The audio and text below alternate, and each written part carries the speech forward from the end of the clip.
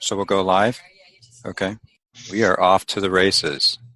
I'd like to welcome everybody. This is Michael P. Naughton. I'm your host for the evening, and I'm welcoming Mark Shaw back to Muse on Rodeo tonight as our guest for the release of his new book, Denial of Justice, Dorothy Kilgallen, Abuse of Power, and the Most Compelling JFK Assassination Investigation in History.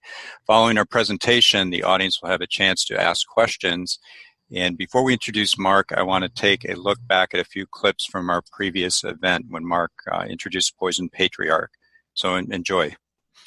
I'm a former criminal defense lawyer, down and dirty guy, trial lawyer, mostly all murder cases when I practiced. I've been a television legal analyst for some of the big cases, the O.J. Simpson case, the Mike Tyson case, Kobe Bryant. I come to this as a defense lawyer to begin with. But then I had to switch gears because I basically lay the book out like a prosecutor would presenting his case for a jury. My books, this is my 25th as well, are stop and think books. What I want to do is present the facts to the reader and let the reader make up their own mind. Joe Kennedy wanted to be president of the United States. The money, the power, that was where he was headed, and now that was gone. So what did he decide to do? He said, well, if I can't be president of the United States, what? I'll make one of my sons president of the United States. I'll use my money and power that way. So what did Joe do? Well, he had the money and the power, but he needed help. He went back to some of those same people that he knew during his bootlegging days, the Sam Giancanas, Carlos Marcello, Mickey Cohen, other gangsters across the country that had helped with money and power during the election, especially Giancana, who was a very close friend of Carlos Marcello, the New Orleans Don that I will talk about. And basically the deal was this. He made a deal with the devil. He said, look, you help us win this election, and the administration will give you guys a pass. We'll let you go. I have the advantage over most every writer and anybody who's investigated the assassinations, because I wrote a book about Melvin Belli, a San Francisco lawyer, king of the courtroom, published in 2007. I knew Mr. Belli in the mid-1980s in San Francisco, practiced law with him just briefly. And as I began to research that book, I continued to learn new things about his representation of Jack Ruby. In this book, there are 23 different question marks about his representation of Jack Ruby. First of all, Melvin Belli was a personal injury lawyer. He wasn't a criminal defense lawyer. Why in the world did a personal injury lawyer become Jack Ruby's attorney? As you remember, Ruby shot Oswald. Okay? Why in the world did a man who'd never tried a case having to do with insanity use an insanity defense for Ruby instead of throwing him on the mercy of the court? Why did he never let Jack Ruby testify? Why would Belli never talk about the case, blabbermouth as he was, after that 1964 case? He would never talk about it. All of these questions came to mind. One is the undisputed statement that RFK made shortly after he was notified by FBI Director J. Edgar Hoover that JFK was dead. Bobby, his words barely audible, told friend, former Pulitzer Prize-winning journalist and then the Justice Department spokesman Ed Guthman, a very worthwhile witness, "There's so much bitterness. I thought they would get one of us. But Jack, after all he had been through, I never worried about it. I never thought it would happen. I thought it would be me." But the poisoned patriarch, through his actions, his betrayal, his abuse of power, all right, the money, the power, all of that, and then Bobby going ahead and pursuing these underworld characters, especially Marcello, with the kind of vigor that he did. That's what caused JFK's death. Jack Ruby is the key to this case. He's the missing link. Let me finish. Let me finish. I try to be humble about this, but the evidence is there. If you look at motive and you look at benefit from the crime and you use some common sense and don't get out there in the entertainment world and the sensationalism world and all of that. Lee Harvey Oswald is a red herring. They went in the wrong direction right away because J. Edgar Hoover said he alone killed Oswald, and for 50 years they've been going in the wrong direction. You read this book and you make up your own mind. Read Mark Lane's if you want to, but read that book of mine and see what you think, whether I'm full of beans or whatever. Because I believe that the evidence is there, and that man right there could take the evidence in my book and go in and convict all of these guys that I pinpoint, including Melvin Belli, all of them who got away with murder. He could convict them all. I promise you that. I'm sick and tired of hearing about Lee Harvey Oswald, Robert. He is a dead end. Wow. So, wow, that's right. How is that looking back? Quite a contentious, passionate debate. Putting Robert. Who was that guy? I don't know who that guy was. He had a tie on, also. My gosh. So welcome back, Mark. It's so great to have you back, and excited to dig into this new denial of justice book on Dorothy Kilgallen. So, how does that make you feel looking back on that? So it's just interesting. Well, you know, I remember I said when I began, hey, I'm coming down to Beverly Hills. I'm with one of the most successful prosecutors in the history of New York City, and he was the mayor of Beverly Hills. Yeah. So I walked into the lion's den, but I think we held up pretty well against each other. We had respect and all of that, and I'm pleased. I don't know, at last count, I think there were some 40,000 people who have watched that debate. Yes, yes. Yeah, I probably got a little carried away, but I had to be careful because Bob's a very strong individual, and if you let him start talking, you're going to have a tough time getting a word in edgewise. That's true. So I'm going to give the floor to you now. Let's talk a little bit. Let's dive right in. And again, thanks for everybody that's joined us this evening, and Mark for spending this night with us. Let's get right into the denial of justice, and tell us about Dorothy Kilgallen and her wonderful, her wonderful life, and how it ended tragically, and just take us through her history and your book. Well, it's interesting. This is my fourth book on the JFK assassination. You heard about the book on Melvin Belli, then The Poisoned Patriarch. Then the Reporter Who Knew Too Much, which is very blessed to be a bestseller, and the movie rights sold and all that. Now Denial of Justice. So congratulations. The other day, somebody that I said in an interview that I probably know more about the assassination than anybody alive today. I want to be humble, but probably I do. Mm-hmm. And one of the reasons I do is because I've had a partner, and that partner is Dorothy Kilgallen. Mm-hmm. I believe she chose me to write the first book about her and the second book. And I wrote this new one. It's a standalone book. If you didn't read The Reporter Who Knew Too Much, that's okay. Or if you did, it's okay, because the new book has so much new information in it, Michael. And I wrote it for 3 or 4 reasons. One, first, that I had found new information about Dorothy's life and times and her death. I had found new evidence about the main suspect in her death. And I had been able to look into information about the main suspect, but also really tying all that in with what I was discover, which was the real trigger point for the new book, which was discovering what I believe, and we can talk about them, is the most important JFK assassination documents in history. But for those people who don't remember, Dorothy Kilgallen was mostly known as she had a column in the New York Journal American that was syndicated to 200 newspapers across the country. She had a radio show in New York City that was listened to by 1 million people. But Dorothy was also a star panelist, really, on a quiz show called What's My Line? Down in 70 Miss Kilgallen. It's indoors. Going to get one, yes. Do you work in an enclosure? I do. Is it on the ground rather than at sea or in the air? Right.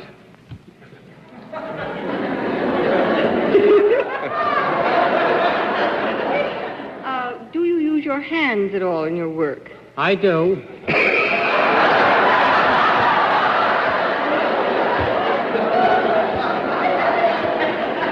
If you don't touch the people who come to you, do you touch some things? I do. Are they something amusing? Correct.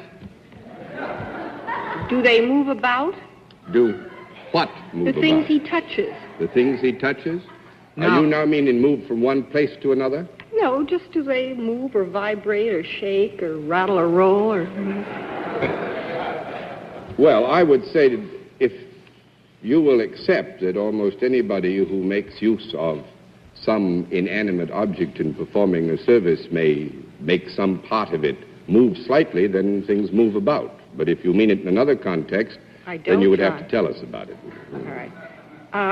Are these things solid rather than liquid? The things that move about? The things he touches.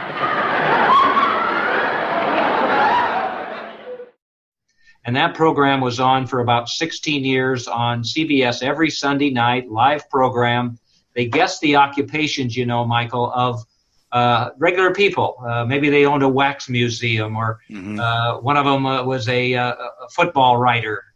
One sold dynamite, you know, and they guessed their occupations, and they had a celebrity guest every week. So that show was hugely successful. But what I found about Kilgallen really came to bear another side of her life when I wrote the book on Melvin Belli, to find out that she had also been a crack investigative reporter and covered many of the high-profile trials of the 20th century, the Dr. Sam Shepard case that became the fugitive television show and movie, the Lindbergh baby kidnapping case, the Lenny Bruce First Amendment case where she even testified for him, and then, of course, the Jack Ruby trial. So what an incredible woman she was. The New York Post called her the most powerful female voice in America. And I don't think there's any doubt, Michael, that was a good assessment of Dorothy Kilgallen. And let me ask you, Mark, let's talk about her association with Jack Ruby and how she interviewed him. So let's delve into that a little bit more. So, well, in the new book, I was able to find a column that had never been published before, and it's "Ruby Stars at Last" is the name of the column, and it's right at the front of the book, because I will tell you, the moment that Dorothy Kilgallen laid eyes on Jack Ruby and then was able to interview her, she was doomed from then on. She was doomed to die from then on. And I know that's a strong statement. I truly believe it's true, though, because she was enamored, maybe that's not the word exactly, but enamored with who this Jack Ruby was. Mm-hmm. She really never looked in the direction of Oswald. She never went that way so much. She really thought he was a dead end, as I said in a couple years ago. She looked at Ruby because she felt like that he was the key to everything. And so in that new column that I found, she describes first seeing him, the shining eyes and the bird-like movements that he had in the courtroom and all of those kinds of things. And I think she just, she wondered about who he was and how he got involved in all that and how did he end up shooting Lee Harvey Oswald. And, a lot of it didn't make sense to her at all, that not only had Oswald allegedly killed the president, but then Oswald was eliminated. How did this happen? She was a very curious woman, and she was, like you, Michael, you're a man of the truth. She was a woman of the truth.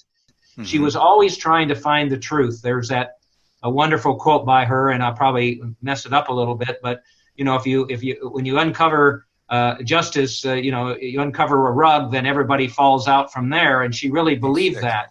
Mm-hmm. And so, Dorothy really got into looking into Oswald, or to Ruby, and at the trial, she immediately ingratiated herself with the defense camp, which was Melvin Belli and Joe Tonahill representing Ruby. Mm-hmm. And there were 400 reporters at that trial. And it's hard to believe, but from the biggest newspapers in the world, and Dorothy Kilgallen was the only one to have interviewed Jack Ruby twice. And on the DorothyKilgallenStory.org, where people can learn so much about Dorothy and quotes and photographs and everything, there's a video of Joe Tonahill explaining how she got that interview, that there was a friend of Ruby's that Dorothy knew, and that he, when she asked for an interview, he said yes, and she talked to him twice, and what she learned there then directly affects her death then later in 1965. So let's revisit the crime scene for people that aren't familiar or about to read the book or have read the book. Walk us through that day, if you will, or the crime scene and what was discovered and what ultimately was covered up. Let's take a look at that. Well, both of the books, Denial of Justice and The Reporter Who Knew Too Much, are true crime murder mysteries. Mm-hmm. We may go into a lot of things tonight, but basically they're still stop and think books. We have a lot of suspects in Dorothy's death.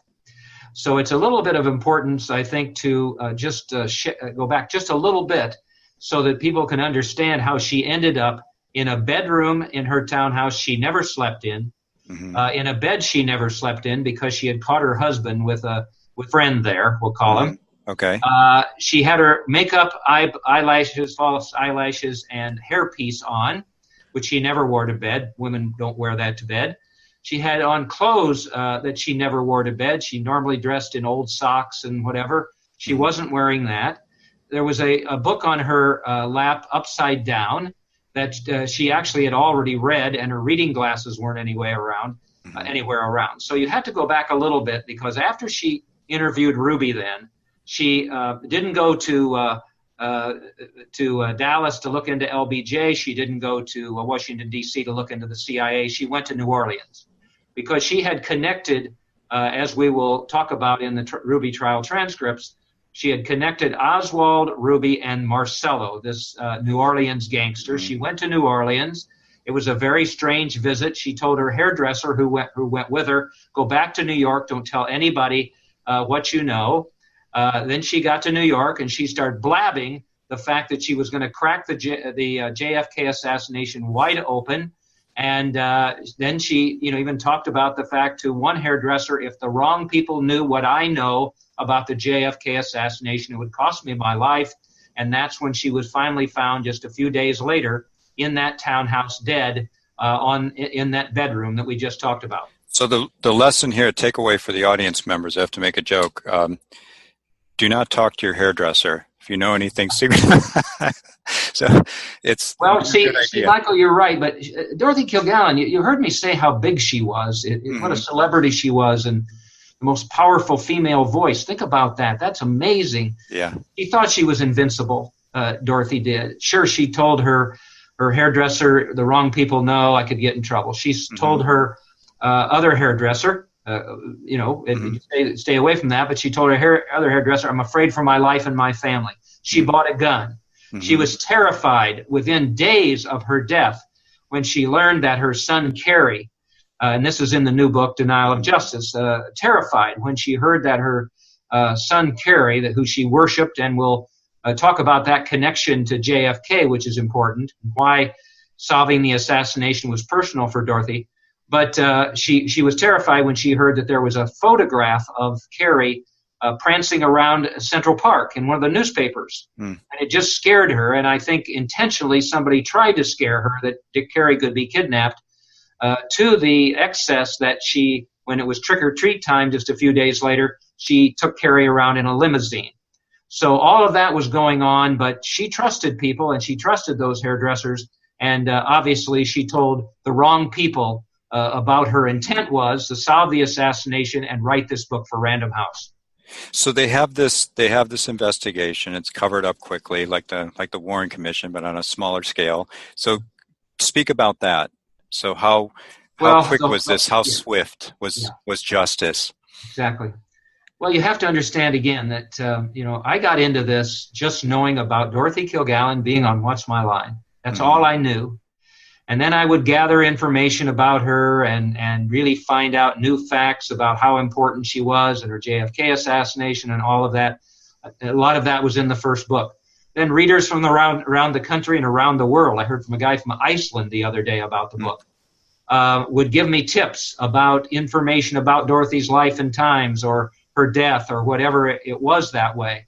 And so, I started accumulating all this material.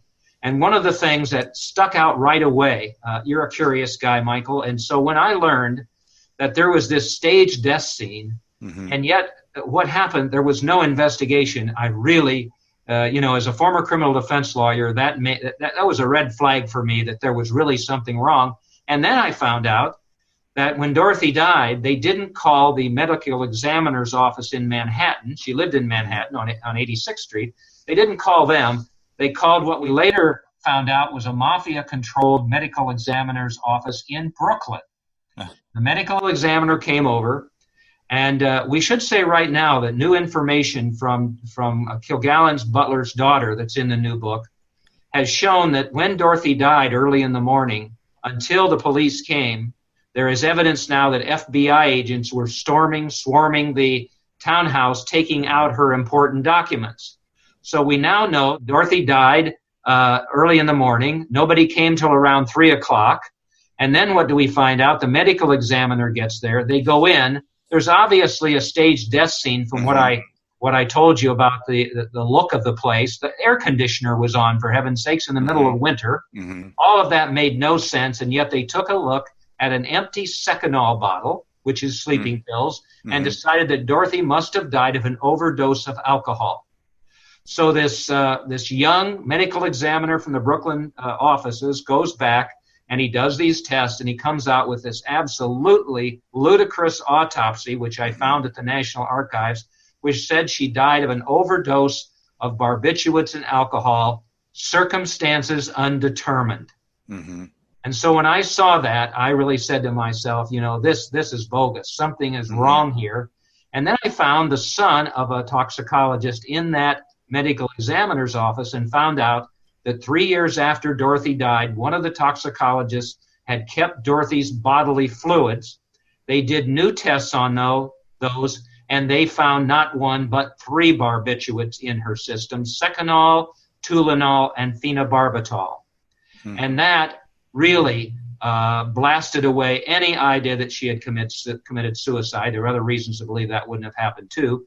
It couldn't have been an accidental death. You don't get accidental death by ingesting those kind of things. So we figured, based on all of the evidence, that her drink that she had the night before at the Regency Hotel bar or at home shortly before she died had been poisoned.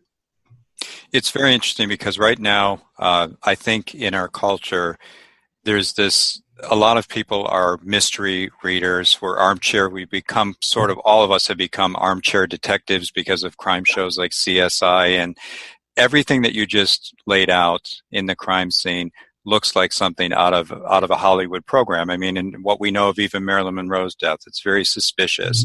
Again, you have things that don't add up. You've seen it frequently in other crime scenes or crime shows where air conditioner is turned on to delay the timing of when a person to establish the time of death, right? And then, as you mentioned, things are staged or placed in a way that don't make sense. Right. But yet, in this case, it was just swift, justice, and that's it. And okay, let's wrap it up. Yeah. Let's talk about. Let's go back to Jack Ruby, and for viewers, let's talk about her association with Jack Ruby and how her investigation went with him. And again, most of this information for the first time can be found in your new book, Denial of Justice. But let's touch on that with the audience. Well, if you look back, and I'm a historian, I suppose, an investigative reporter, but I'm more of a historian. If you look at the atmosphere that was surrounding the JFK assassination, there was only one man in control, and that was J. Edgar Hoover.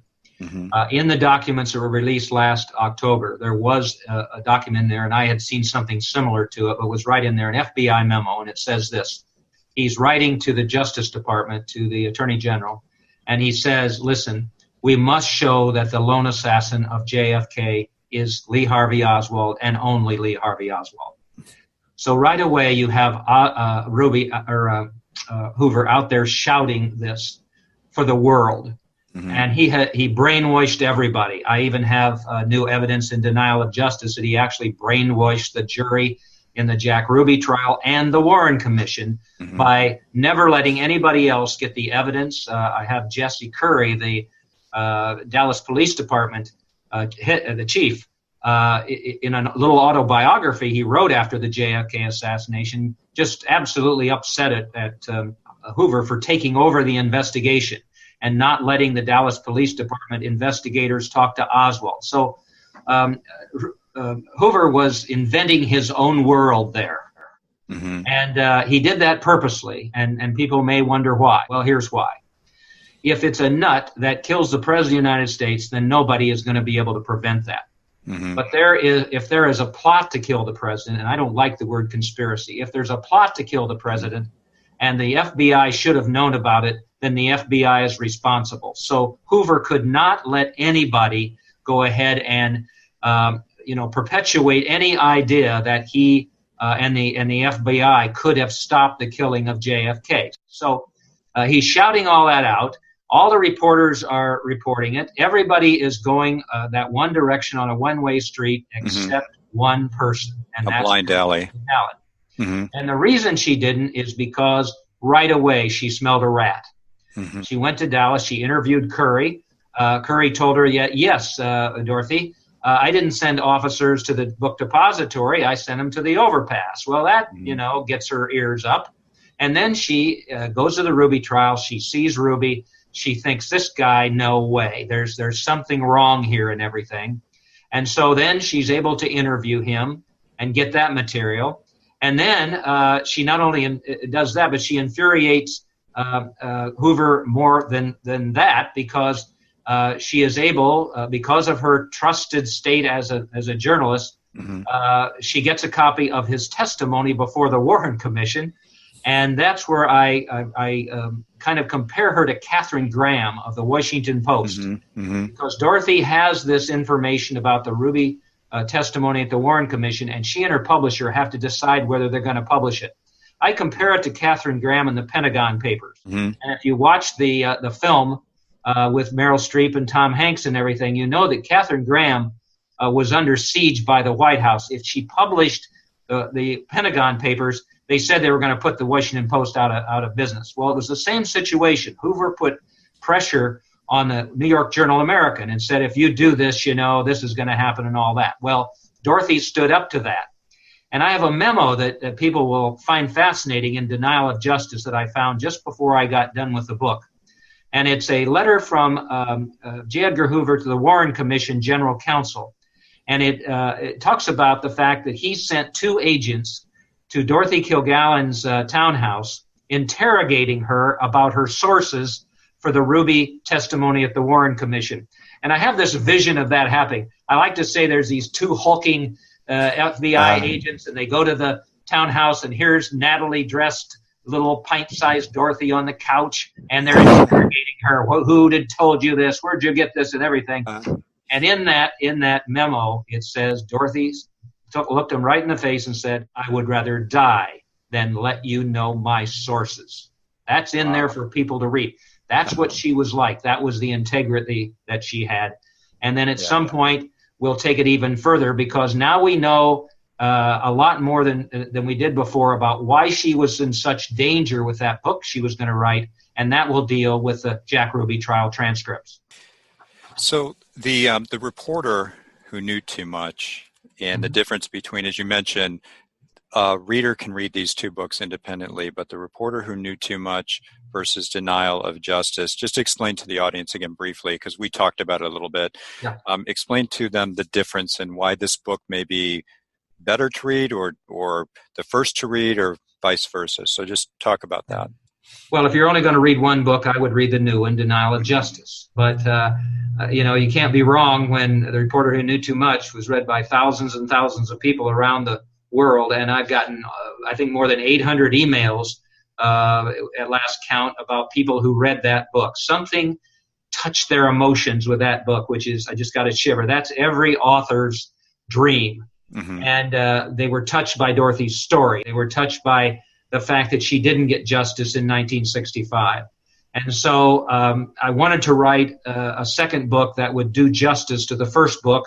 And I included some things in there, the autopsy report and some forensic and everything. But then I was just so blessed, and I think Dorothy had something to do with this. I truly believe she She chose me to write her book, and people may think I'm crazy, but I think from the hereafter, she's kind of guided me along. I got all this new information and everything, and I felt like that I could include some things in the first book, but all of the new material in the new book would really provide people with a little bit better context of what happened to Dorothy, her investigation of JFK, which was personal, as I said, and we'll talk about that, and give them a little bit better full story of what happened with Dorothy and why she was murdered in 1965. So you mentioned about the spiritual connection. I just want to touch on that briefly.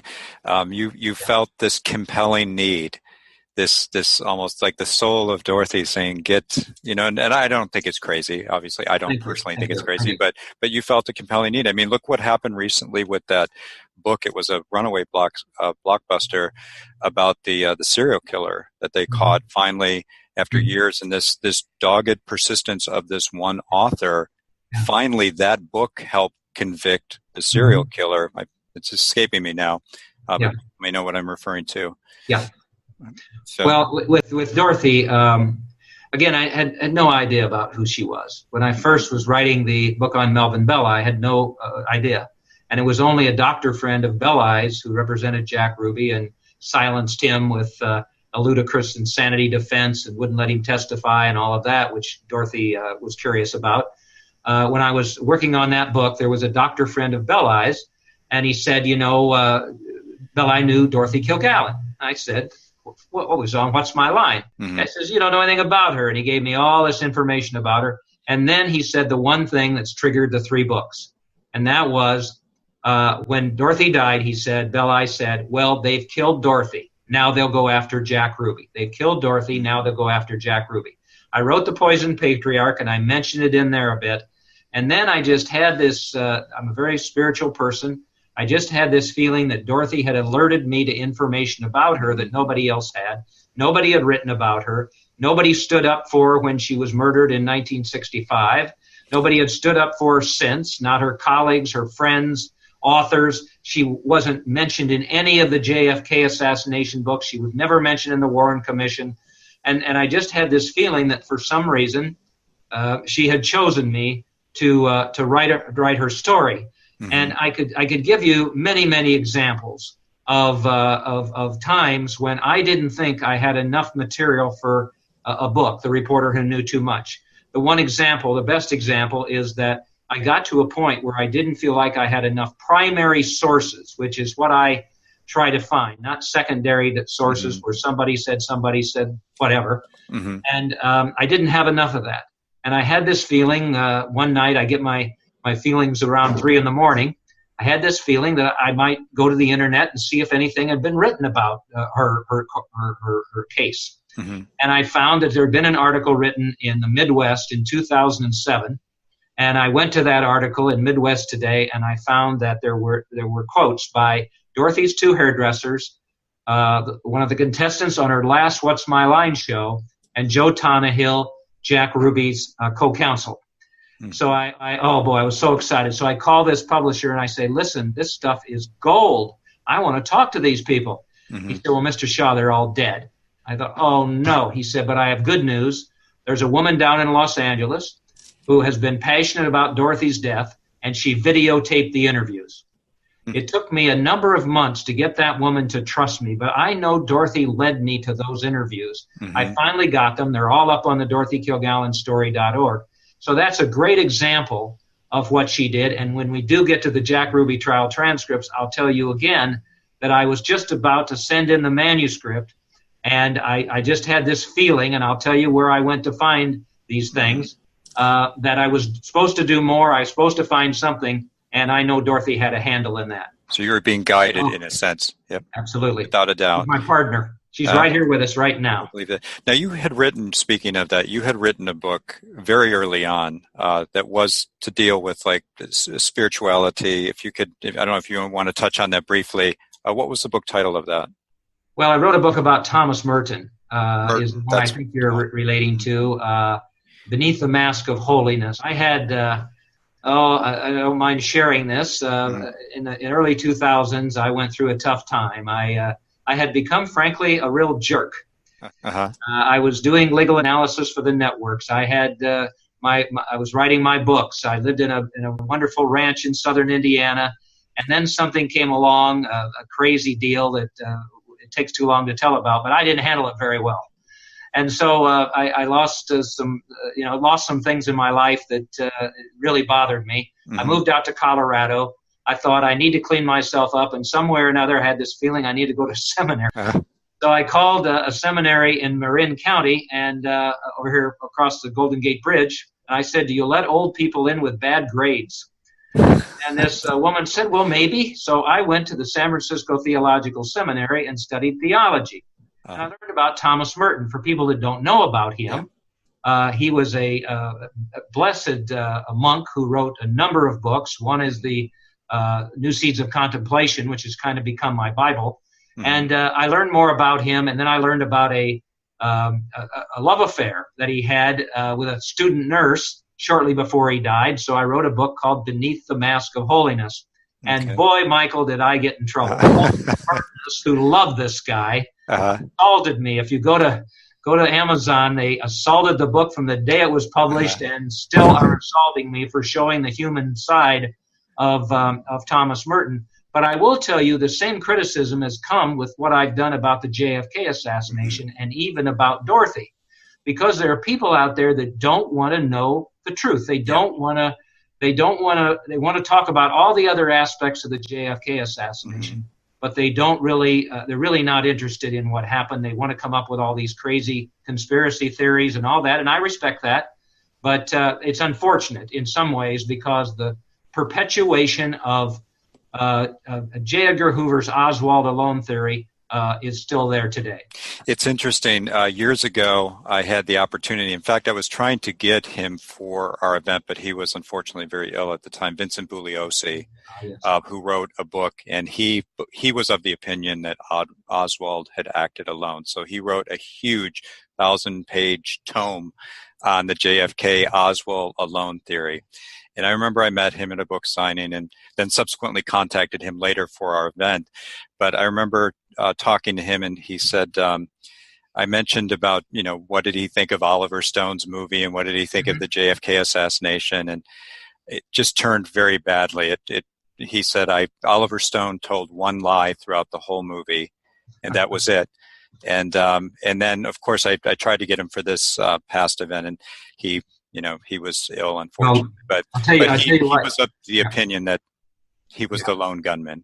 Vincent Bugliosi would never have appeared with me on a program, and I'll tell you why. That was the case. And the reason is because he's not. Dorothy Kilgallen is mentioned in his book, like on one page, and he absolutely makes fun of her for even saying that she interviewed Jack Ruby, and we have all the video and everything else that shows that.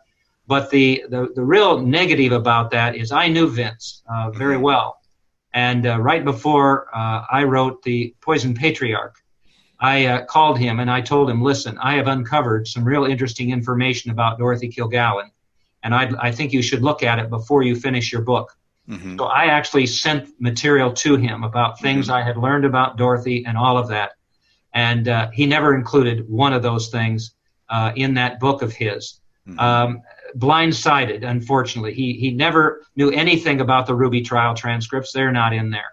Mm-hmm. He never, what happens, unfortunately, with a lot of these authors is that they draw their conclusion and then they take the facts and meet that conclusion. You should do it the other way around. Right. That's what Dorothy does. But he didn't do that. And he's a boisterous guy, very, very closed-minded.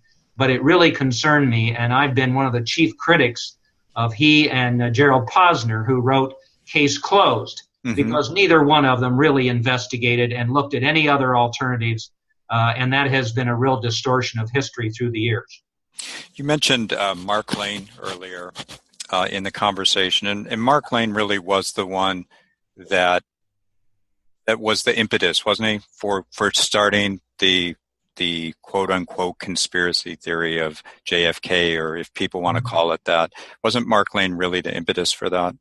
Well, he's an interesting guy, and one of the interesting guy, and former congressman, I believe, and then he became a real historian himself. One of the regrets I have is I was going to interview him for the Poison Patriarch, and I had made contact with those people who knew him on the East Coast, and then unfortunately he died. Mm-hmm. I think a lot of Mark Lane because, yes, he was one of the people who spoke up about the fact that it didn't make sense that it was just Oswald alone. And why I'm so impressed with him is because Dorothy Kilgallen trusted Mark Lane. Mm-hmm. And they had many conversations about the JFK assassination. You'll find out in the new book, Denial of Justice, that they actually were very careful because they knew they were being watched by the authorities, whoever it may have been, probably the FBI. And they used false names and they talked in public telephones and they did things. But she shared her material with Mark Lane. And, at one point even promoted his book. On her in her column, in her New York Journal American column. So he was one of the few people she trusted. And it's unfortunate that I wasn't able to talk to him because I think he would have corroborated or some of the material that I was looking into at the time. But he was a stand-up guy and he wasn't afraid, In the new book, there's a little story in there that I think is symbolic of both Mark Lane and Dorothy. There was a reporter for the Dallas Morning News who was really looking into the fact that this couldn't be Oswald alone. And he had some inside information, and he was going to print it, and he went to Dorothy and said, I'm afraid to do so. He was afraid to do that. Can you imagine that? And so he gave it to Mark Lane and Dorothy Kilgallen, and Dorothy put it in one of her columns. So we recently went back, by the way, and had somebody look at all the newspapers at that time, and nobody was going down the road of a plot to kill the president. They were all brainwashed, as I said, by J. Edgar Hoover. Mm-hmm. Interesting. I'd like to take this moment to show some video, and then I'm going to open it up to questions. So I appreciate everybody's patience.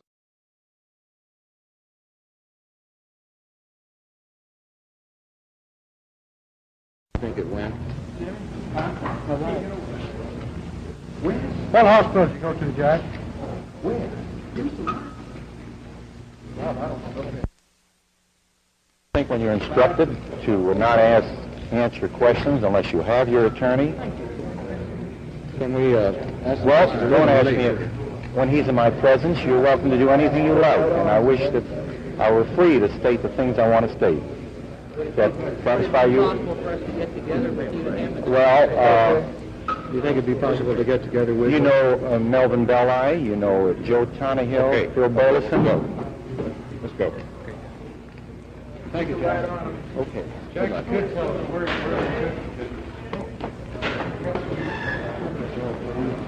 Interesting. So Can I speak to that for a second? Yes, please. Well, look at Ruby. Dorothy looked at him, saw him in the courtroom every day. She had this feeling that there was more to the story. And I think this is a good place, and it won't take very long with it, but I think your listeners need to know this. In Denial of Justice, I expose the most important JFK assassination documents in history. They've never been published in a book. I won't go into how I got them, but I did. But you talk about Jack Ruby, and I will tell you just the 3 or 4 of the shocking things that are in there. I have posted those on my the excerpts from the book on the actual pages from the Jack Ruby testimony, 2,000 pages long. Took me 2 weeks to go through them and find these excerpts. But just let me tell you about 4 of the things that just jump out of there are undeniable. They can't be questioned because they're from the official documents.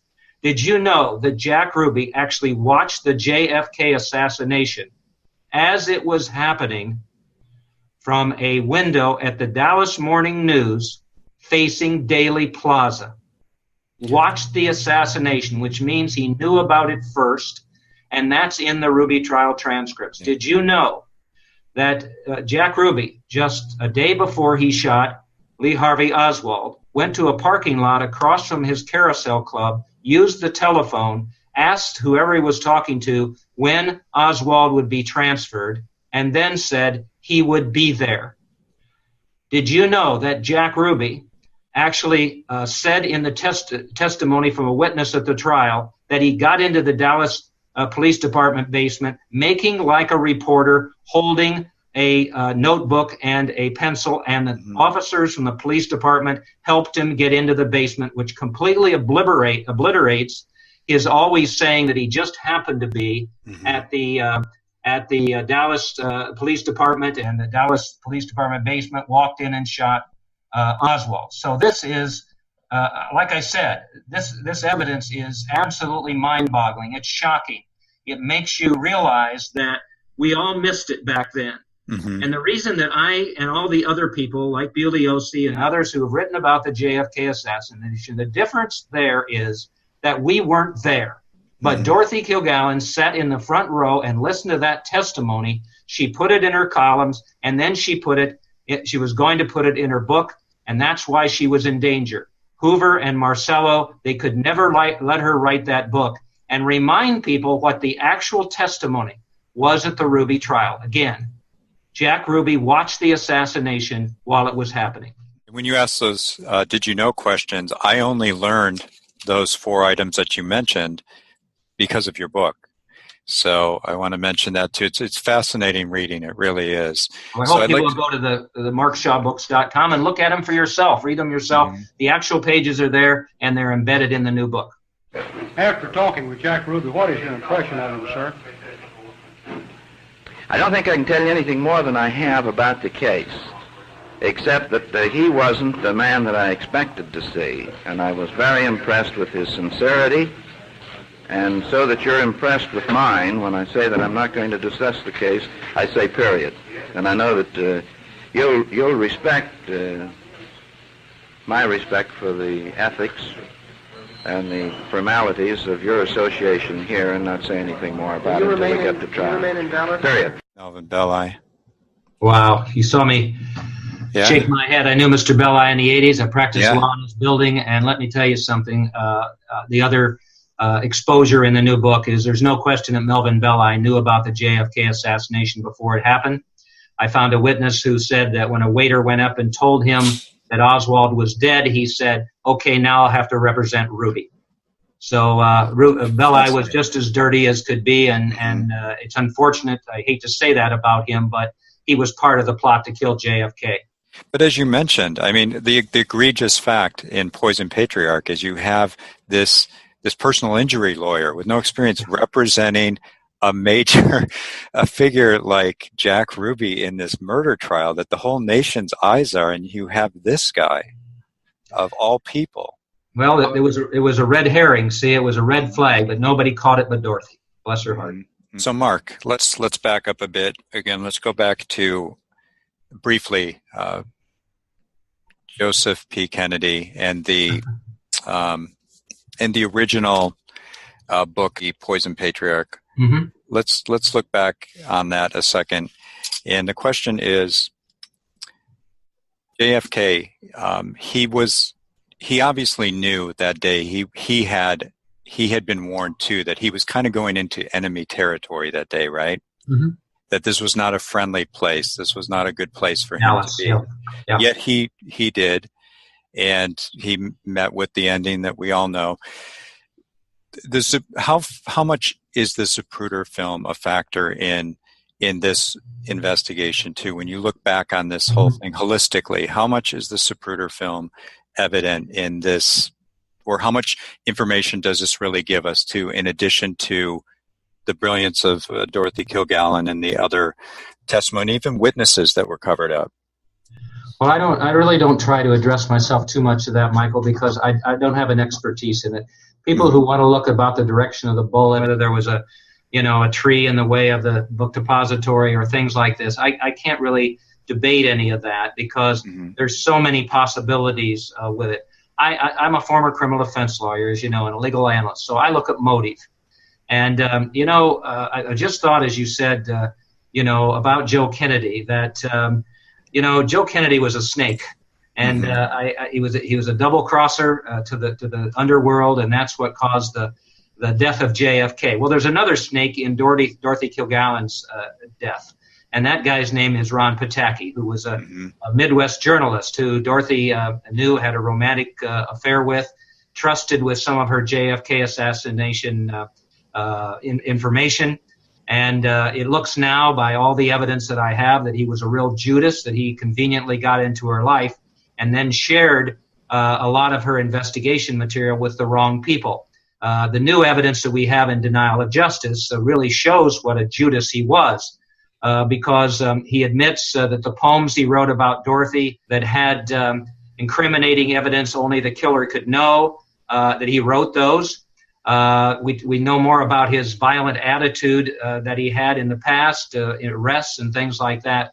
And we know more about him so that it's easier to figure out that he was a traitor to Dorothy Kilgallen, just as I believe Joe Kennedy was to JFK. And so that's in the new book, and I, as you know, I've actually offered a reward for information leading to the arrest and conviction of those responsible for Dorothy's death, and especially that pertains to Ron Pataki, because we know for sure that Dorothy was murdered. The evidence is there. All we have to do now is show more about how it happened and why it happened. And I think the Jack Ruby trial transcripts show how much danger she was in, and Ron Pataki was the perfect person to have given her information, to whether it was Hoover or whether it was Marcello, whoever it was, and put Dorothy in the position of danger that ended up causing her to lose her life. Fascinating. Do we have the clip up? Yep.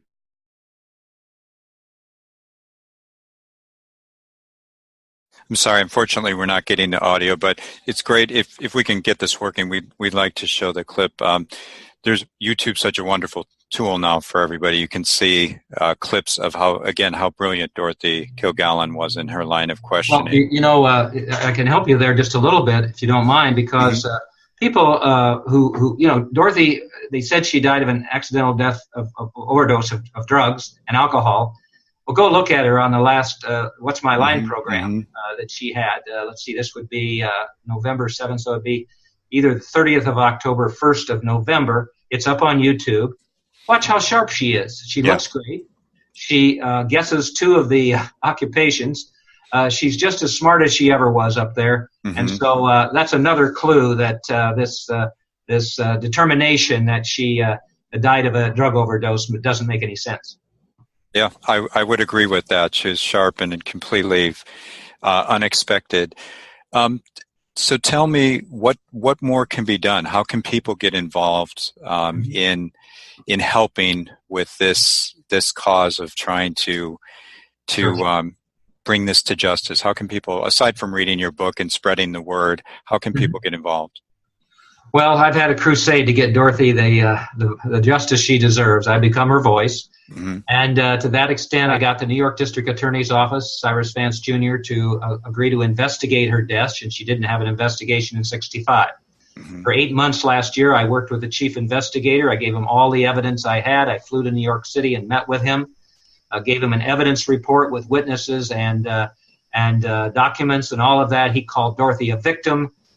He said Ron Pataki could have very well sold her JFK assassination documents, all of that. So everything was great till August 29th, when I was called by the assistant district attorney and they said they're stopping the investigation. They could find no evidence that Dorothy was harmed by others.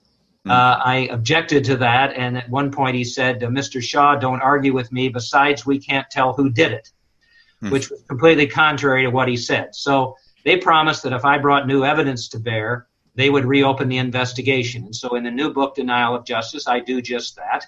And a week ago Friday, I wrote a 25-page letter to Vance Jr. asking him to reopen the investigation. I haven't heard from him. So today, as a matter of fact, I guess yesterday, I sent a letter to the New York Attorney General, Barbara Underwood, who is well respected there and has faced up to Vance before in investigating, asking if she would go ahead and investigate what Vance Jr. did last year. So if people want to get involved, first of all, they could give me any tips or any thoughts they have about Dorothy's death and what we've talked about tonight. Otherwise, they could certainly either call or write Vance Jr.'s office or Barbara Underwood's office, and say, listen, we believe an investigation of Dorothy Kilgallen's death is warranted, a grand jury investigation if need be, so she can get the justice she deserves. Interesting. Now, if you mentioned some websites earlier, obviously there's your personal website. Where can people get more additional information so that they can continue to keep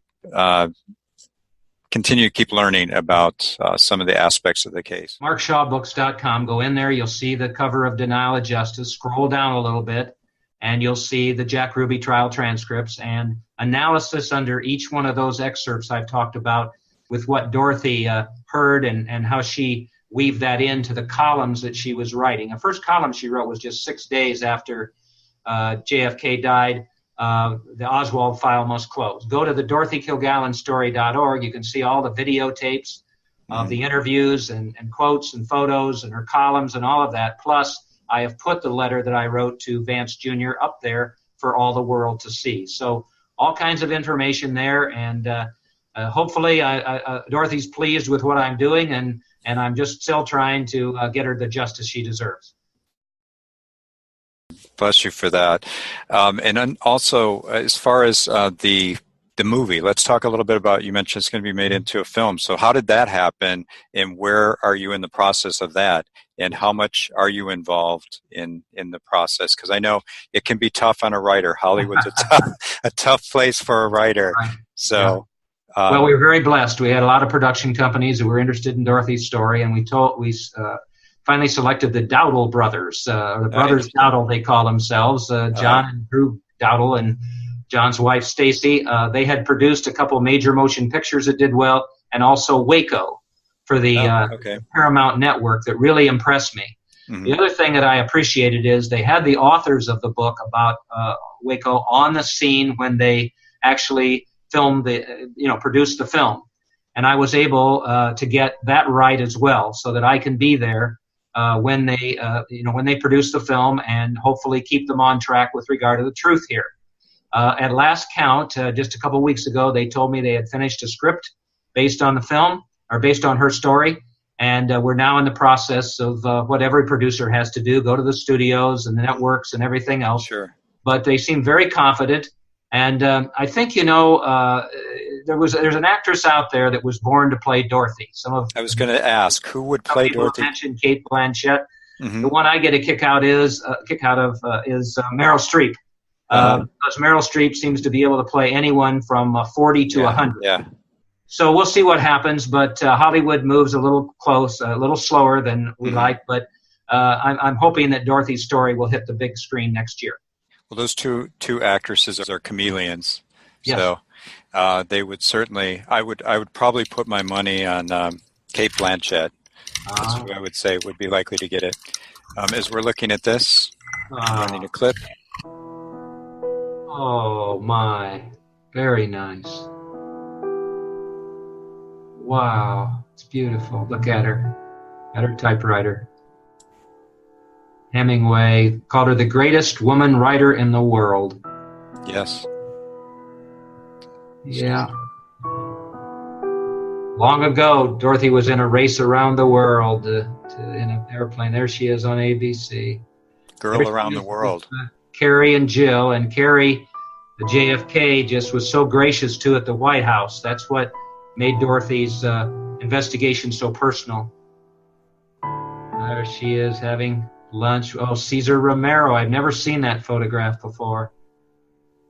And there's probably little Carrie, I would say, although it could be one of the other children. Look at her face. Oh, look at her having fun. I love that photograph. Oh, my. This is wonderful. She was a fun-loving woman. Yeah. Marilyn. Or maybe not Marilyn. Just beautiful. And there she is on What's My Line. She is with Richard Calmer, her husband. They had some tough times later on, but on the way to Europe there, on there at the cover. Yeah, let me just say one quick thing about denial of justice. It actually has to do with 4 people. Mm-hmm. JFK, no justice, he was murdered. Lee Harvey Oswald never got a trial. Jack Ruby didn't get a fair trial, and Dorothy Kilgallen was killed. Denial of justice for all 4 of them. Wow. I want to conclude on that powerful note, Mark. And please, can people email you, or can they write you through your website? Absolutely, and I love to get emails, and I return every single one of them. mshawin@yahoo. mshawin@yahoo.com. Please do. Fantastic. It's an excellent read. Great book. I was riveted. It's worth reading twice. So you'll read through it in a weekend, and you'll reread it because the information is so profound. So I want to thank you, Mark, so much for joining us. And let's see if we get this clip working. Come in, mystery challenger, and sign in, please.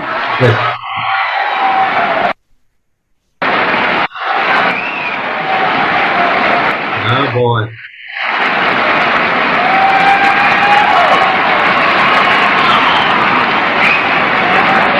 All right. As you know, panel, in the case of our mystery challenger, we go to a different form of questioning. You ask one question at a time, in turn, moving clockwise. And we begin it all with Dorothy Kilgallen. Are you now, or have you ever been in the top 10 of the movie box office personalities? Jawohl. Mr. Sir? Have you ever appeared in epic motion pictures? Great big epics? Yes, Miss Francis? Are you in a picture which has opened recently in New York? Yes. Boy, John, we never had a chance. Not with that group. I'm afraid our audience helped us on that. Never There aren't had a many people chance. who get that much applause. Well, thank you very much, Dorothy, and thank you. Yes. Thank you for bringing her back to life, Michael. No, beautiful. Mark, your book is an excellent read. I urge everybody to read it. Pass along. Congratulations on all the success. And thank you all for joining us tonight. And certainly email Mark. As he mentions, he responds to every email. Great guy, great author. And Mark, I wish you all the success from Views on Rodeo. Thank you. All right. Honored to be on the show. Thank you.